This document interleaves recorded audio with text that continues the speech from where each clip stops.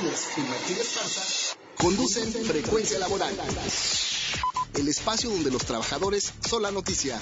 Bienvenidos. Muy buenos días, yo soy Lourdes Martínez. Hoy es sábado 19 de abril del 2014. Saludo a nuestro auditorio en el interior del país y en la Ciudad de México y a quienes nos contactan en el extranjero a través de nuestro portal www.frecuencialaboral.com. Hoy no se encuentra Martínez Esparza con nosotros, él está en comisiones sindicales. Le deseamos lo mejor en este fin de semana. También saludamos a toda la clase trabajadora del país, a los jubilados y miembros activos del Sindicato Mexicano de Electricistas en Resistencia. Iniciamos con Frecuencia Laboral, el espacio donde los trabajadores son la noticia.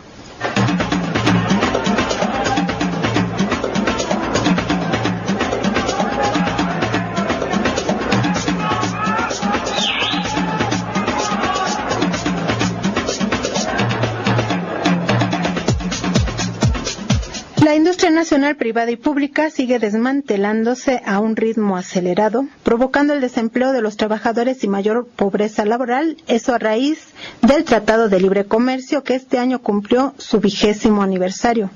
Tan solo entre 2001 y 2013 se han vendido 54 empresas al capital extranjero, eso lo advirtió la maestra Josefina Morales, investigadora titular del Instituto de Investigaciones Económicas y miembro de la Academia Mexicana de Economía Política y de la Sociedad Latinoamericana de Economía Política y Pensamiento Crítico, quien se encuentra en el estudio de transmisión de Frecuencia Laboral, el espacio donde los trabajadores son la noticia. Bienvenida, maestra. Muchísimas gracias por invitarme. Buenos días, Lourdes, y buenos días a todo tu auditorio.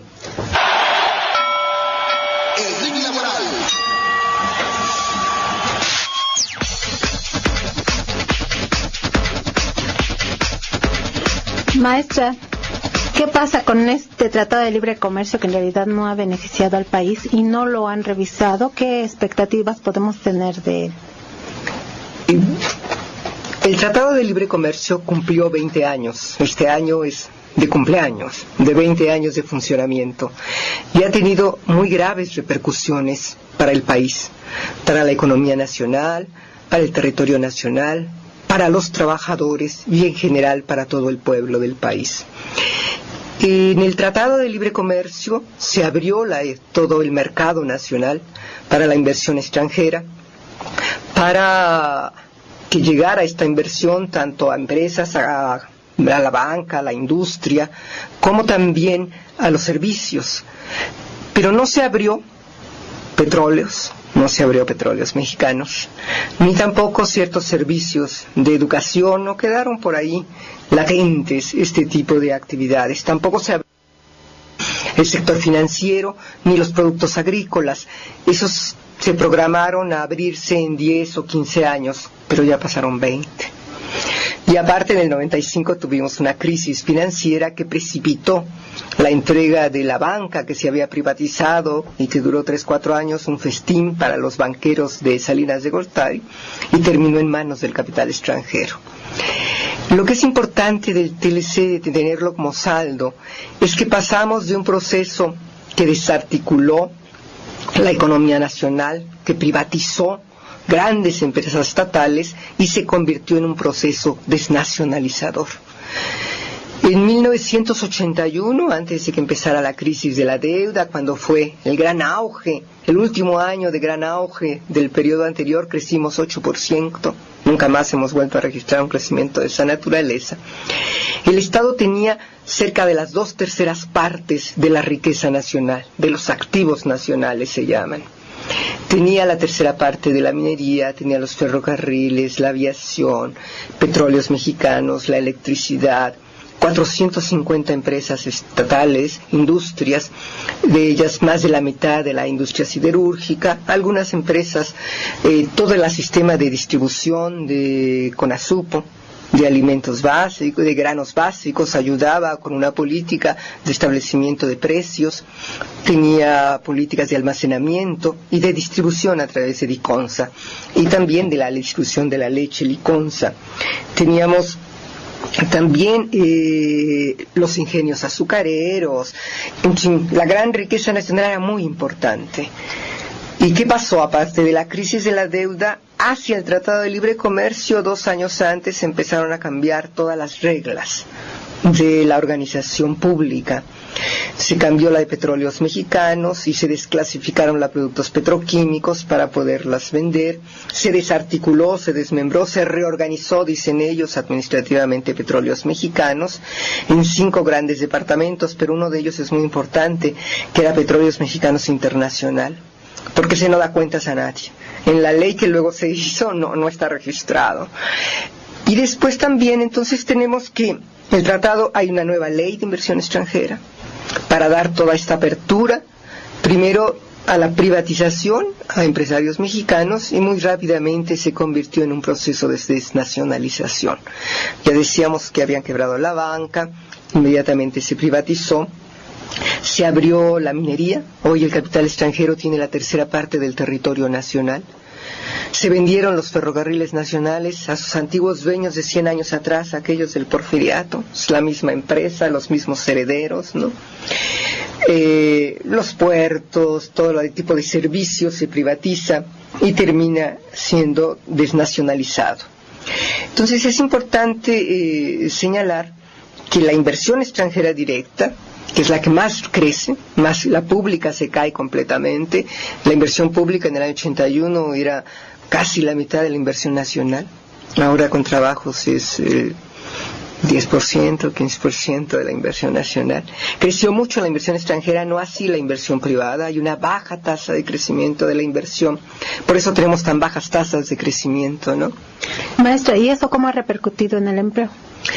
En el empleo, lo que nosotros tenemos, ha crecido el empleo en números absolutos a una tasa muy baja de crecimiento, menor que de la economía, que ya es raquítica, pero sin embargo las grandes transformaciones son en la precarización del empleo. Lo que ustedes una y otra vez están señalando, denunciando, comprobando, que uno de los grandes cambios es esa precarización del empleo. Nosotros tenemos que dentro de la industria aumentan mucho los trabajadores, dentro de la industria manufacturera, pero sobre todo en los sectores que son exportadores, en los de la industria automotriz, que exporta para Estados Unidos y está en manos del capital extranjero. Y son trabajadores mejor pagados que el promedio nacional, que los obreros promedio, pero ganan la 10ª parte de los que ganan los trabajadores en Estados Unidos, ¿no? Y ha crecido también el outsourcing. Y si el empleo ha crecido poco, los salarios menos.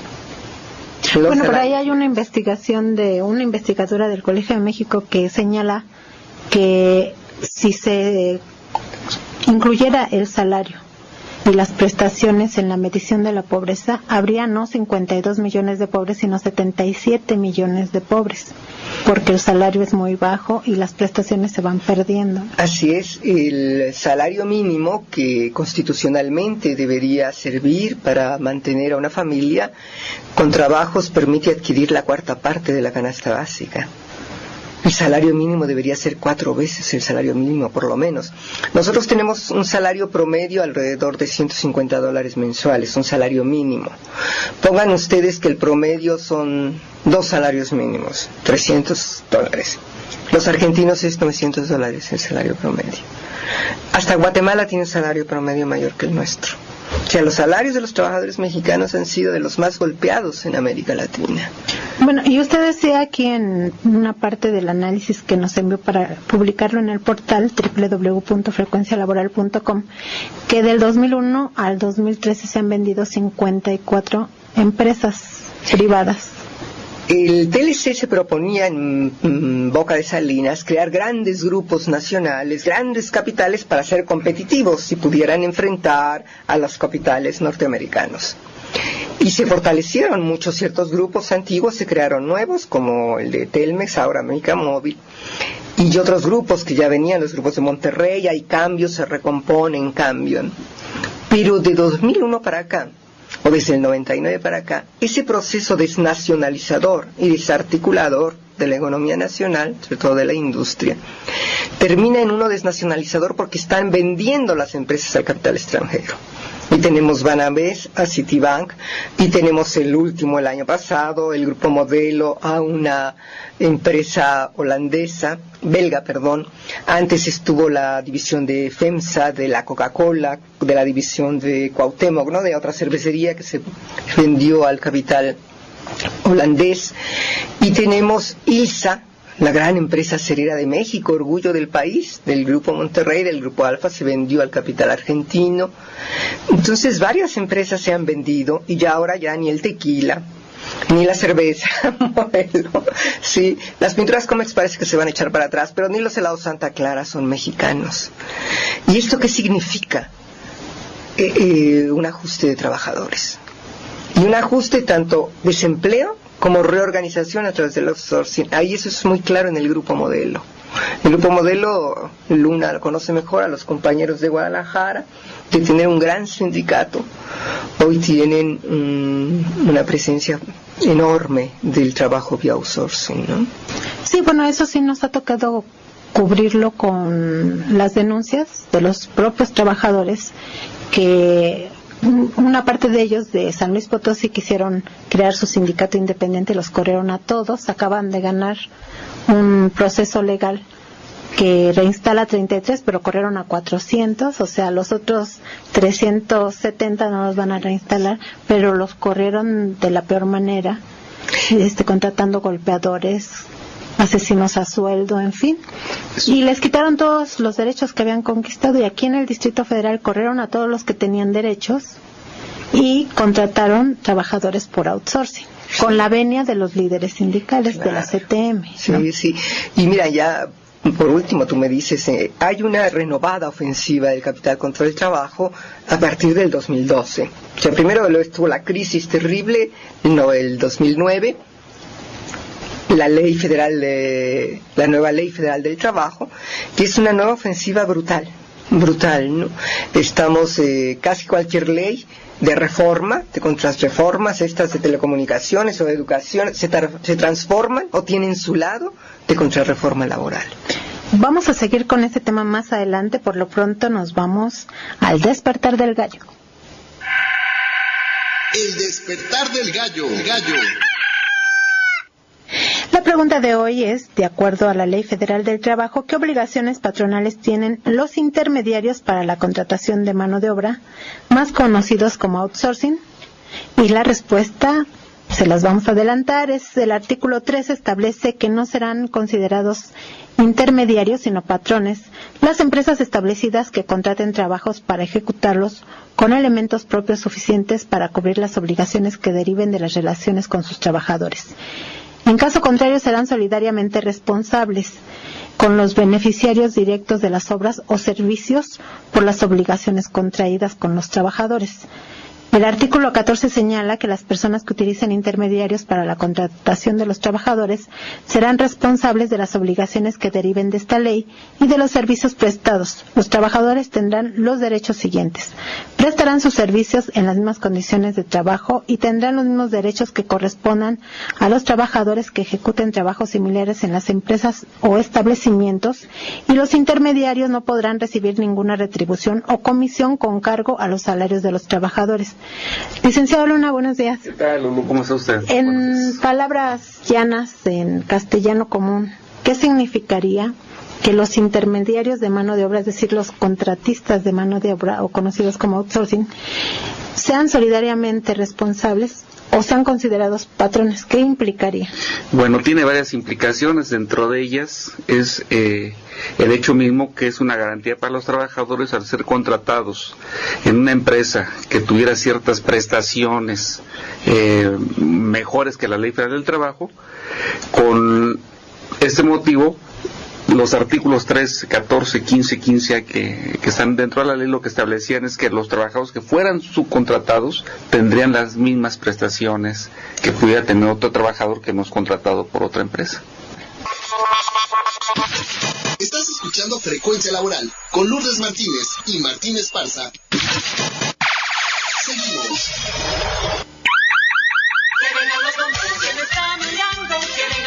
Prevención laboral con el bombero peregrino.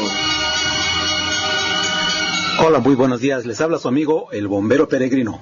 Hoy les platicaré sobre las fugas de gas LP. Si usted tiene su tanque estacionario en la azotea de su casa o edificio, es lo más común que cuando surtan el gas, el camión llegue a repartir este mismo. El operador se espera abajo para operar el motor y el ayudante se sube a la azotea y por una cuerda suben la manguera de pulgada que va a surtir hacia el tanque. Esto es lo mejor que pudieran hacer. En la válvula de llenado hay una valvulita que se llama del 10%, es de forma hexagonal. Cuando conectan la línea de llenado, el surtidor que está en el camión empieza a bombear el líquido. Esta valvulita se tiene que abrir para que salga la presión excedente y puedan llenar el tanque o la cantidad que usted les haya solicitado. Cuando terminen de llenar su tanque de gas, tienen que cerrar esta valvulita y tienen que cerrar la línea de llenado, desconectar la manguera que subieron y bajarla por la misma cuerda. Esto debería de hacerse así, pero hay ocasiones en que usted tiene una línea que pone del tanque estacionario de la válvula hacia la calle, ya sea edificio o casa habitación. Muchas veces hacen esto para evitar que esta persona, que es el encargado, suba a la azotea y haga esta operación. Cuando está esta línea de llenado abierta, la válvula del tanque debe de estar cerrada, para que cuando conecten la línea, la manguera que lleva el camión, el ayudante no tenga que subirse hasta la azotea. Muchas veces no lo hacen así. Cuando el ayudante está en la azotea, tiene que abrir la válvula para que pueda pasar el gas.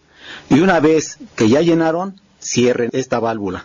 Pero entonces, hay veces que la dejan abierta y la misma línea de llenado queda llena y con la misma presión interna del tanque estacionario. Lo que usted debe de hacer es, cuando terminen de llenar el tanque, y verificar usted que cierren esta válvula, la válvula de la azotea. Si no hacen eso, esta línea de llenado queda con la presión interna del tanque y el exceso de presión por el calor pudiera ocasionar una fuga por esta línea.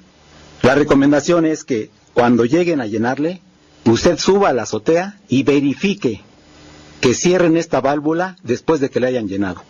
Para mayor información, comuníquese con el cuerpo de bomberos más cercano o llame al 068 o escríbame al siguiente correo electrónico: antonioperegrino@yahoo.com.mx. Informó para Frecuencia Laboral su amigo el bombero peregrino. Bueno, como recordarán, se creó una nueva central de trabajadores el pasado 22 y 23 de febrero del 2014 y este lunes 14 de abril de este año se reunieron los integrantes de la nueva central de trabajadores para hacer un balance, planear acciones a seguir y buscar los mecanismos para frenar la anulación de los derechos laborales mediante reformas en el Poder Legislativo o mediante alguna decisión de los jueces, y ahora hasta funcionarios públicos están tomando decisiones por encima de la ley. Y ese es el caso de lo que ocurrió el pasado viernes 11 de abril del 2014, que la Secretaría del Trabajo, por encima de la ley, es decir, extralegalmente, violentando la nueva ley federal del trabajo, dictaminó o dio instrucciones a la Junta Federal de Conciliación y Arbitraje para aprobar criterios sobre cómo van a tomar las decisiones sobre los juicios que se metan para reclamarle los derechos que no otorgan las outsourcing. Como todos sabemos, los intermediarios de mano de obra, los contratistas de mano de obra o conocidos como outsourcing, normalmente evaden el pago de salarios, evaden el pago de descansos, evaden el pago de seguro social, el pago de vacaciones, el pago de horas extras. Y como le estábamos leyendo hace un rato, la ley establece que ellos tienen la obligación de pagar todo eso. Y si no, el patrón que los contrató como intermediarios de mano de obra. Por eso se llama solidariamente responsables, es decir, ambos, tanto el dueño del outsourcing como el patrón, tienen la obligación de pagar esas prestaciones. Da la casualidad que aquí en alguna de las entrevistas que le hicimos al doctor Alfonso Bouzas, que es especialista en el tema, resulta que muchos funcionarios públicos son dueños de outsourcing y ahora están eliminando todas esas obligaciones que establece la ley. ¿Qué pueden hacer los trabajadores, licenciado Luna? Vamos a escuchar Derecho y justicia para los trabajadores. Derecho y justicia para los trabajadores. Efectivamente, eso que menciona Lu es lo que está aconteciendo, y queremos comentar que esta ley que se reformó en el 2002, en diciembre, precisamente dentro de los pocos artículos que podíamos decir podía esclarecer este tipo de relaciones laborales, pues ya en la práctica están siendo nulificadas por un criterio que emitió la Secretaría del Trabajo. Eso es a consecuencia porque los patrones presionaron y funcionarios también para que pudieran darle la vuelta, como decimos en términos jurídicos, a esos artículos. ¿Qué es lo que se avecina? Primero, con ese criterio queda establecido que las outsourcing no están obligadas primero a cumplir las prestaciones que pudieran tener otros trabajadores de la misma empresa. Las empresas no van a estar obligadas cuando sean trabajos preferentes, o que el outsourcing llegara a ser un trabajo que es cotidiano, permanente dentro de la empresa que contrata, ya van a poder ser también contratados por outsourcing. Es decir, las grandes empresas, lo más seguro es que veamos dentro de un futuro muy próximo que van a hacer muchas outsourcing, muchas líneas de producción que van a estar ocupadas por distintas outsourcing, con el propósito incluso que si los trabajadores en un momento dado llegaran a hacer una huelga, pues no afectara todo el sistema productivo, sino más afectarían posiblemente y parcialmente alguna línea de producción. Cabe recordar que esta reforma laboral que entró en vigor el 1 de diciembre de 2012, el día que Peña Nieto tomó posesión de su cargo, entró en vigor esta reforma laboral. Una de las pocas cosas que tenía buenas es que establecía que las outsourcing las legalizaba por un lado, pero le establecía condiciones. Una de las condiciones es que los trabajadores que fueran contratados por outsourcing no suplieran a los trabajadores de la empresa que los contrataba. Es decir, que si la empresa se dedicaba a hacer camisas, estos trabajadores de outsourcing hicieran otras actividades que no fueran, digamos, toda el ramal para hacer camisas, ¿no? Que fuera, no sé, limpieza o comedor o cualquier otra cosa, pero no la rama principal. También el artículo 15A señala que el trabajo en régimen de subcontratación es aquel por medio del cual un patrón denominado contratista ejecuta obras o presta servicios con sus trabajadores bajo su dependencia a favor de un contratante, persona física o moral, la cual fija las tareas del contratista y lo supervisa en el desarrollo de los trabajos o la ejecución de las obras contratadas. Este tipo de trabajo deberá cumplir con las siguientes condiciones. No podrá abarcar la totalidad de las actividades de la empresa, porque las refresqueras sabemos que ya tienen outsourcing, y cuando los trabajadores querían crear su sindicato o reclamar sus derechos, resultaba que no eran trabajadores de la empresa, de la refresquera, sino de la outsourcing. Por eso no pueden, bajo esta ley, no pueden suplirlos. Tampoco podrán justificarse por su carácter especializado. No podrán comprender tareas iguales o similares a las que realiza el resto de los trabajadores de la empresa contratante. Y de no cumplirse con todas estas condiciones, el contratante se considerará patrón, ¿no? Entonces, esto es lo que establece la ley. Aunque un funcionario mayor, como es el secretario del Trabajo, haya dado otro tipo de instrucciones por unos acuerdos que tuvo en el escritorio de esta ley, está por encima de esos acuerdos, ¿no, licenciado Luna? Efectivamente. Entonces, ¿qué pueden hacer los trabajadores? Yo creo que lo primero que los trabajadores tendrían que hacer es un poco a preguntarse, cuestionarse qué es lo que viene, para que encuentren la forma de qué hacer.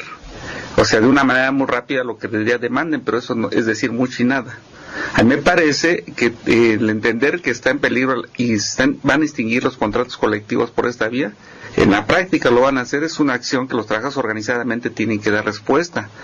Pero aquí de manera individual, lo principal desde mi punto de vista es interponer todos los recursos que sean necesarios. En primero, pues es el amparo. Un amparo que finalmente va a ser producto de las resoluciones que ellos se encuentren en sus laudos que va a emitir la Junta. Aquí en términos legales, casi siempre la gente, cuando en una primera instancia una Junta declara procedente o improcedente, en muchos de los casos un juicio, se calcula que aproximadamente el 23-25% de la gente ya no interpone amparos. Entonces, es como si pusieran una coladera 100 resoluciones y ya saben que 25 no van a ampararse, pues ya saben que las empresas se deshicieron de 25% de los trabajadores. Pero hay otra situación, que tenemos un poder judicial que, como aquí lo hemos denunciado, que tampoco ofrece las mejores garantías. Aquí lo que debía esperarse es que la Corte dijera: oye, espérate, funcionario, ¿cómo estás sacando un criterio que es contrario al espíritu de la ley?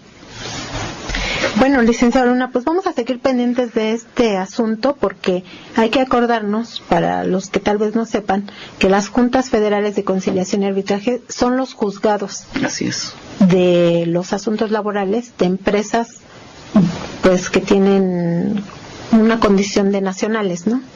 Y las locales son las que tienen una condición estatal o municipal, digamos. Así es. Entonces sí hay que estar pendientes, porque no podemos permitir que un alto funcionario, que tal vez sea hasta propietario de outsourcing, esté pasando por encima de la ley imponiendo sus criterios, porque eso se llama dictadura, licenciado. Así es. Yo creo que sí tienen que buscar todos los mecanismos que la ley nos da a los trabajadores y ejercerlos. Estás escuchando Frecuencia Laboral con Lourdes Martínez y Martín Esparza. Seguimos. Bueno, también tenemos en el estudio de transmisión a dos compañeros de promotores vecinales de la Subsecretaría de Participación Ciudadana del Gobierno del Distrito Federal. Ellos son Javier López y Miguel Ángel Martínez. Bienvenidos al RIN Laboral. El RIN Laboral.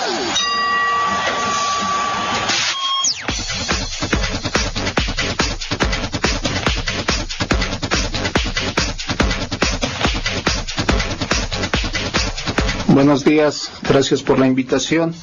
Pues nosotros somos promotores vecinales de la Subsecretaría de Participación Ciudadana. Después de 10, 12 años, inclusive, en algunos casos fuimos basificados en el año del 2008. En el 2010-2011 nos dimos a la tarea de realizar la petición de formar la Comisión Mixta de Seguridad y Higiene, dado que en las labores que realizamos, pues muchos compañeros hemos tenido accidentes, algunos de ellos fatales, otros con consecuencias graves. Bueno, esta petición en el 2010 pues se fue al cajón. El doctor Jan Vázquez, en su momento presidente del Sindicato Único de Trabajadores del GDF, pues lo dejó en el cajón simplemente. Después, en el 2013, el 20 de marzo, nos presentamos nuevamente al sindicato, esta vez ya con el licenciado Juan Ayala, para realizar nuevamente la petición de formar esta comisión, dado que no existía en la subsecretaría. No tuvimos una respuesta a esta petición. Inclusive pues nos dieron una fecha, pero no fue cumplida esta. Entonces, el día 8 de mayo del 2013 nos presentamos en un promedio de 500 compañeros para pedirle a Juan Ayala que reconociera y que se formara esta comisión, como está especificada en las condiciones generales de trabajo y en los estatutos del sindicato, ¿verdad? Entonces, mediante esta presión, pues se forma la comisión, se constituye y obtenemos el tercer periodo vacacional, ese mismo año en octubre. Estamos todavía en espera de que se realicen los recorridos con la Comisión Central del Gobierno del Distrito Federal para que nos sea asignado el porcentaje correspondiente, el que se dictamine. Nosotros estamos solicitando el 20%, dado que es lo que consideramos justo, debido a las condiciones en las que elaboramos, y pues esta comisión está formada, está trabajando. Sin embargo, estamos sintiendo ahorita el acoso de los secretarios de las diferentes secciones a las cuales pertenecemos. Esta parte pues le voy a pedir a mi compañero Javier que nos lo explique, por favor. Sí, buenos días, muchas gracias, Lourdes. Agradecemos también al público su atención. En esta ocasión, pues es muy cierto lo que dice el compañero. Juan Ayala, a pesar de que sabe que está formada la comisión, ha tratado de desaparecer a través de la presión con los secretarios. Es un año electoral para él, empieza la carrera electoral para él, para su reelección al frente del Sindicato Único, y lo que pretende es afianzar los votos de los secretarios y de los delegados al Consejo, que son finalmente los que escogen al presidente. La base trabajadora no tiene la oportunidad de decidir quién va a conducir la lucha de los trabajadores, ¿no? En ese sentido, Nuestra comisión, el jueves pasado nos enteramos por un compañero de la sección 7 que nos informó que ya estaban los oficios para quitar esta comisión. Esta comisión es importante, es una comisión bipartita, es decir, hay una parte de trabajadores y una parte por la administración pública local del Distrito Federal. Nosotros, esta comisión, como somos más de 1,000 trabajadores, somos 5 titulares, 5 suplentes por parte de los trabajadores y 5 suplentes e igual número de suplentes por la parte de la administración pública. Esto nos ha permitido conseguir todos estos trabajos y conseguir el porcentaje que ya se había acordado y que nosotros hicimos el predictamen. Lo único que estamos haciendo es esperando la fecha para el recorrido a las áreas de trabajo para que este 20% se ratifique por oficialía mayor. Oye, ¿por qué no le explicas al público por qué es importante que haya una comisión de seguridad e higiene en el trabajo, además de que es obligatorio por ley? Sí, así es. ¿Cómo no? La primera importancia que tiene es porque todos estamos expuestos a riesgos, sobre todo el trabajo que nosotros hacemos, que estamos en las calles, que estamos en contacto con la ciudadanía, entramos a las barrancas, estamos en los pueblitos que todavía quedan, en las avenidas, y nosotros tenemos contacto con todas las personas, aparte de las heces fecales, los perros, la gran cantidad de calor que existe, las radiaciones del UV que han rebasado los niveles que antes se tenían. Todo eso significa peligros para la salud del trabajador. Entonces se necesita tener esa comisión para que se ratifiquen algunas cosas que necesitamos. Por ejemplo, los bloqueadores solares, el zapato adecuado que necesitamos, el uniforme que necesitamos para hacer nuestras actividades. Aparte de que en los centros de trabajo se examine bien cuáles son los peligros que corremos. Trabajamos actualmente en módulos de seguridad pública y han sido baleados muchos de estos módulos. Entonces, esa parte es importante porque nosotros, a través de esta comisión, hacemos las recomendaciones para prevenir esto. Y hacemos así también recomendaciones qué tipo de medidas tomamos. No hay, por ejemplo, te puedo decir que en los módulos no hay un solo extinguidor, no hay un botiquín. Y todo eso va apuntando y aumentando el peligro que corremos en las áreas de trabajo y en nuestras unidades territoriales donde desarrollamos nuestro trabajo. Por eso es importante que existan estas comisiones, porque son los únicos que le dan seguimiento a cualquier incidente de trabajo que exista. De hecho, nosotros tuvimos en febrero un accidente que lo reportamos, la autoridad tenía dudas de cómo reportarlo, hasta que nosotros como comisión le planteamos cuál es el proceso y el método para registrarlo ante el ISSSTE y después seguir los 30 días habituales para que te acepten la documentación para iniciar el trabajo y estudio por accidente de trabajo. Bueno, Miguel Ángel, ¿por qué no nos explicas por qué Juan Ayala se opone a esto que es tan importante para todos los trabajadores?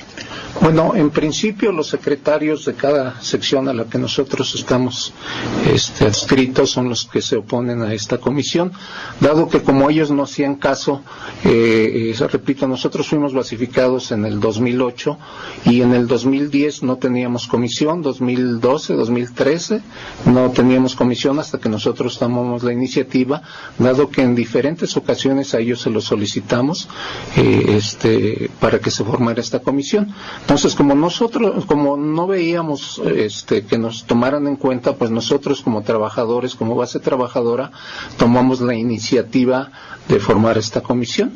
Entonces, como ellos piensan que los pasamos por alto, pues nos están reprimiendo, ¿no? Apoyados por Juan Ayala. Y bueno, en un minuto díganos qué van a hacer.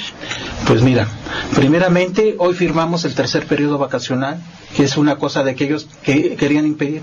Segundo, vamos a tener, regresando de vacaciones, el 7 de mayo tenemos una reunión general con todos los trabajadores de base, sindicalizados, para tomar decisiones. Una de ellas es precisamente esa medida que sabemos que es importante decirle a los compañeros que no tengan miedo porque los secretarios, desde que hoy fuimos a firmar, les dijeron que ya no existíamos como comisión y que era inválido esto. Somos la única comisión que tiene registro, estamos registrados ante el ISSSTE y a partir del 7 de mayo vamos a empezar las actividades y nuevamente, si es necesario, tomaremos nuevamente el sub-GDF como hace un año. Bueno, pues vamos a seguir pendientes de eso y no olviden mandarnos su escrito para publicarlo en el portal www.frecuencialaboral.com. También nos acompañan en el estudio dos compañeras de las preparatorias del Distrito Federal. Ellas son Guadalupe Fuentes y Minerva Hernández, son bibliotecólogas. Pues están padeciendo lo que ya se denunciaba por parte de Edgar García la semana pasada, de que hay despidos injustificados y les quieren quitar incluso el contrato colectivo de trabajo. ¿Cómo está el problema? Buenos días. Buenos días, Lourdes, y a todo el auditorio. Pues primero agradecer este espacio Frecuencia Laboral. Y bueno, venimos del Instituto de Educación Media Superior. Ustedes saben que las preparatorias surgen hace 13 años en la Prepa Iztapalapa 1 y de ahí se generan 20 preparatorias. Y bueno, finalmente se crean estas 20 preparatorias como una alternativa educativa digna para los jóvenes, sobre todo para los jóvenes de zonas marginales, jóvenes que son rechazados de la UNAM, de este examen de Ceneval, y bueno, pues esta alternativa educativa son estas preparatorias. Obviamente la mayoría son chicos de escasos recursos, que vienen de zonas económicas bastante complicadas, y bueno, pues este modelo pues permite a través de la asesoría y la tutoría, además de sus clases, pues que los chicos puedan tener otra alternativa educativa, puedan acceder a otro nivel que sería la licenciatura. Y bueno, pues el día 3 de inicios de este mes da a conocer a través de la asambleísta Yuriri Ayala esta nueva reforma a las preparatorias. De esto se genera que pues exista una serie de discusiones dentro de los planteles, donde primero se plantea que nos van a pasar del apartado A al apartado B y con ello quitarnos de tajo el contrato colectivo de trabajo, quitarnos nuestras plazas y bueno, a los jóvenes pues pasar al Ceneval. Aquí las preparatorias no entran a través de este proceso, sino entran a través de que ellos meten su solicitud y por sorteo ingresan. Además que tienen sus becas. Y bueno, pues este modelo, pues finalmente se dice que el modelo, la Constitución se menciona que el modelo educativo del instituto podrá ser reformado total o parcialmente, pero bueno, aquí Yuriri pues no toma en cuenta la comunidad y tampoco hace un planteamiento hacia la comunidad. Ella menciona, vamos a consensarlo, vamos a platicarlo, pero ahí está mi planteamiento y vamos a discutir a partir de mi planteamiento. Ante eso, pues las comunidades pues molestas ante esta situación, los jóvenes y todos los trabajadores pues decidimos marchar a la asamblea exigiéndole esta reforma, que además nos habían quitado presupuesto el año pasado y que nos han reducido presupuesto, pues hoy nos dice Yuriri que va a ser a través de los alumnos regulares, pero habría que entender que no existen alumnos regulares en existen y son pocos en todas las escuelas, y este es un problema generalizado de todo el sistema educativo de bachillerato, no propiamente de las preparatorias, debido a que muchos jóvenes son madres solteras, jóvenes con problemas de drogadicción, etcétera. Entonces el problema no es tener alumnos regulares, el problema es cómo apoyas a estos jóvenes y cómo a través de esto puedes ayudar. Ahora, con respecto a nuestro contrato colectivo de trabajo, pues los trabajadores deciden en este momento pues defenderlo. Y entonces cuando decimos pues no, echamos para atrás la ley y Yuriri se compromete a 3 cosas. Que nuestro contrato colectivo de trabajo lo va a mantener, que nuestras condiciones laborales se van a mantener también y que la ley la va a aplazar, pero hasta el siguiente periodo, que sería septiembre. Gracias. Estás escuchando Frecuencia Laboral con Lourdes Martínez y Martín Esparza. Seguimos. Bueno, recuerden que todo esto que estamos platicando aquí también lo vamos a publicar en nuestro portal www.frecuencialaboral.com. Entonces no olviden enviarme sus denuncias para que podamos difundirlas. Y también está con nosotros pues otra compañera que fue despedida. Sí, buenas tardes, muchas gracias. El caso de nosotras, somos bibliotecólogas del plantel Iztapalapa 1. A nosotras nos quitan el empleo a través de quitarnos el sueldo en esta quincena. debido a que hemos estado manifestándonos en contra de los actos arbitrarios que se nos ha llevado la institución. Estos actos arbitrarios es imponer a gente que no cubre el perfil profesiográfico y aparte lo hace de manera retroactiva, sin aviso hacia nosotras. Con esto nos están violentando nuestro contrato colectivo, están pasando sobre nuestro sindicato, además de que nos están castigando de una manera ilegal y sin habernos dado de conocimiento. Con esto nos están quitando nuestro derecho a la alimentación, a la salud, a la crianza, a la vivienda. Nos están violentando también como mujeres, en mi caso como madre soltera, por habernos expresado y habernos manifestado en defensa de nuestro derecho de petición y nuestro derecho de la libre expresión. Esto todo se hace con apoyo de la comunidad del plantel Iztapalapa 1.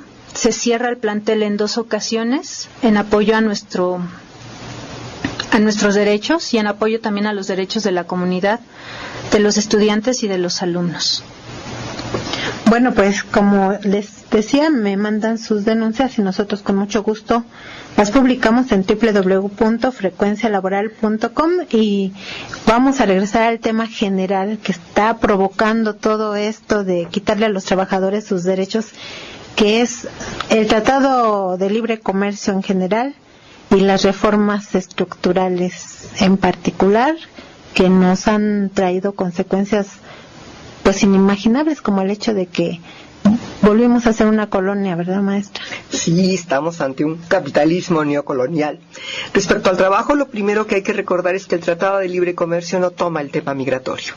O sea, son los primeros trabajadores que más afectados por el Tratado de Libre Comercio, porque no son incorporados. No hay libertad de movimiento de la fuerza de trabajo y al contrario, como vemos en los últimos años, hay una política fuertemente represiva y militarista de parte del gobierno de Estados Unidos.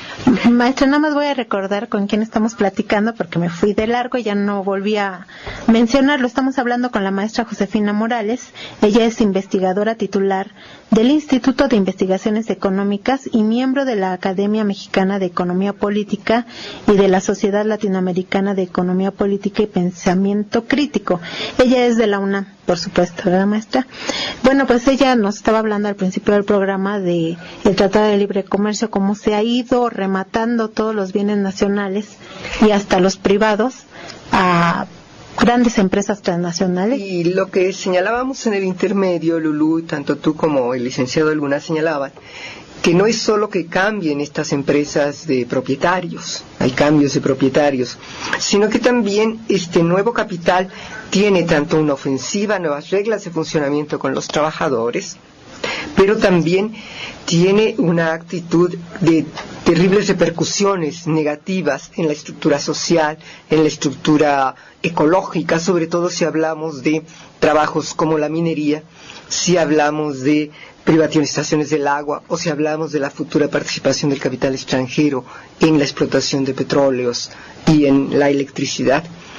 Hasta ahorita tenemos, por ejemplo, ya los grandes ejemplos de la grave repercusión que tiene la actividad minera, tanto a los trabajadores mineros como al medio ambiente que rodea las nuevas explotaciones, sobre todo estas de cielo abierto, que son muy depredadoras del medio ambiente, absorben el agua, contaminan el agua de los pueblos circundantes, y son realmente las tierras, las ciudades o los pueblos que están cercanos sufren muchísimo las repercusiones de la explotación minera porque se hace realmente sin reglas ecológicas adecuadas. En la explotación petrolera que viene hay, digamos, dos grandes áreas de nueva explotación, que son la explotación marítima de altas profundidades y la explotación del gas en el desierto vía fractura con presiones, con agua o con explosivos de todas esas piedras enormes para sacar el gas. Estas dos actividades son terriblemente dañinas para el medio ambiente. Recordemos aquí la contaminación y el problema que hubo con una empresa británica y que contaminó el Golfo de México, en la parte sobre todo norteamericana, ¿no? En Estados Unidos está habiendo mucha resistencia y movimiento social ciudadano en contra de este tipo de explotación de gas. También se dice que en Tamaulipas ha habido muchos movimientos sísmicos porque al perforar la tierra, sacar el gas y meten agua también, ¿no? Por presión, no solo contaminan el agua, contaminan la tierra, pero provocan sismos. Así es. Y que en Tamaulipas, donde nunca hubo un sismo, ahora está habiendo pequeños terremotos, ¿no? Así es. Y el problema del agua, sobre todo hacia el norte del país y en esta parte del noreste o mexicano, es muy problemático porque tenemos ahí problemas de agua, ¿no? O sea, el desierto es fuerte y la problemática del agua mucho más, ¿no? Entonces también tenemos que, además yo terminaría diciendo que el gobierno de México, desde luego, su política ha sido contra el trabajo. No defiende a los trabajadores, así como no ha defendido a la soberanía nacional. Todas las reformas, contrarreformas a la Ley Federal del Trabajo, a la educación, aquí están dándonos los compañeros ejemplos de lo que está pasando, inclusive en el gobierno del Distrito Federal, que uno pensaría que debería tener otro tipo de política social, está siendo muy dañina contra el trabajo. Muy dañina contra los trabajadores. Entonces, pues, lo que tenemos que hacer es profundizar nuestra conciencia, comparar nuestros trabajos, nuestras problemáticas para pues fomentar lo que ustedes están haciendo desde hace ya años, que es profundizar la conciencia de los trabajadores y la unidad de los trabajadores como esta nueva central. Sí, bueno, porque ahora nos hablan, se está creando comités de productividad, comités especiales de productividad, tanto en la Cámara de Diputados como en la de Senadores. En la misma Ley Federal del Trabajo se puso un artículo para crear un instituto de la productividad, pero ya nos explicaba el maestro Luis Lozano, del Centro de Análisis Multidisciplinario de la UNAM, que la productividad, cuando no va acompañada de mejores salarios y mejores prestaciones, en realidad se llama sobreexplotación. Y aparte también si no va acompañada de nueva inversión.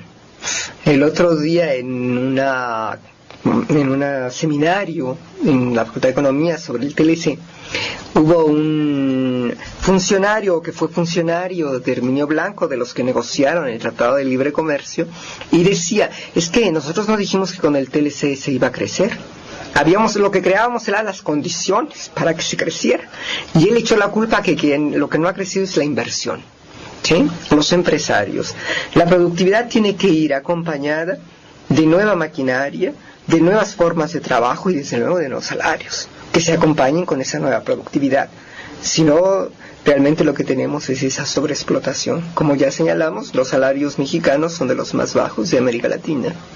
Sí, él ponía como ejemplo unas empresas de capital surcoreano que les llamaban los talleres de la muerte, porque trabajan 12 horas diarias con un salario pues casi mínimo, 87 pesos diarios por 12 horas de trabajo. ¿Quién trabaja por eso? La maquila coreana es la más explotadora del mundo. Además tienen otra forma de relación de trabajo, le pegan a las trabajadoras. En la maquila ha habido solo como 3 huelgas en los 40 años que tiene de existir, y todas han sido contra el capital coreano. ¿Y por qué? ¿Porque son mujeres? ¿Somos menos organizadas o menos atrevidas? ¿O qué pasa ahí? No, ahí lo que tú tienes en la maquila, esta fuerza de trabajo femenina, que inicialmente fue la que más se incorpora al trabajo, son en general mujeres jóvenes, muchas vienen del campo, sin experiencia sindical detrás, ni experiencia social, y con condiciones muy duras de explotación. Pero ahí lo que tienes más que las trabajadoras, te digo, estas trabajadoras en maquiladas coreanas han organizado huelgas y sindicatos, pero sí lo que tú tienes es que esa política laboral del capital coreano es brutal, es casi medieval, ¿no? Semiesclavista o esclavista, como en el caso de los chinos, ¿no? Claro. Que vienen los chinos a México, pero ahora resulta que en realidad quienes están detrás de ellos son funcionarios públicos o inversionistas mexicanos. Y vamos a ver qué va a pasar con el Dragon Mart. Sí es cierto que va a ser un gran complejo, no solo comercial, sino productores y que vienen con fuerza de trabajo, o si nada más va a ser un centro de comercial y financiero chino. Vamos a ver qué es eso. Bueno, pues como les decía, contra todo esto se creó la nueva central de trabajadores. Aquí está Javier López, que pertenece a la nueva central. Ya hicieron una marcha manifestando el repudio a la pérdida de la soberanía y los derechos laborales. ¿Y qué viene, Javier? pues viene a organizar todo lo que tiene que ver con la organización de las tácticas para hacer esta parte, la organización de todos los sectores, ¿no? Y empieza a hacerse los núcleos fuertes para empezar a organizar a los que no están tampoco organizados, ¿no? La mayor parte de los trabajadores no están organizados, no están sindicalizados. Entonces es una parte también de jalar a esos compañeros para que se integren al nuevo esquema de lucha y resistencia, ¿no? Va a haber una marcha, ¿no? Me imagino. Bueno, por ahí estaban hablando ya de organizar la marcha del 1 de... De hecho, se está llamando a la gran movilización de la primera marcha del 1 de mayo, ya como central, que esta sería la segunda, pero esta sería la masiva que se trata de impulsar, ¿no? Bueno, pues entonces les agradecemos mucho su participación. Deseamos que tengan un feliz fin de semana. Maestra, ¿quiere decir algo? No. Bueno, pues muchas gracias a todos. Un saludo a Martín Esparza, que hoy no pudo estar con nosotros. Un saludo al Popeye, que se encuentra convaleciente. A David Muñoz, que está en los controles técnicos aquí. A todos los compañeros que nos apoyaron. Está Antonio Peregrino Rojo, el licenciado Jesús Luna. Está Memo. Muchísimas gracias a todos. Andrea Luna, que se me estaba olvidando. Muchísimas gracias. Frecuencia laboral. Escúchanos el próximo sábado de 7 a 8 de la mañana por el 760 de AM.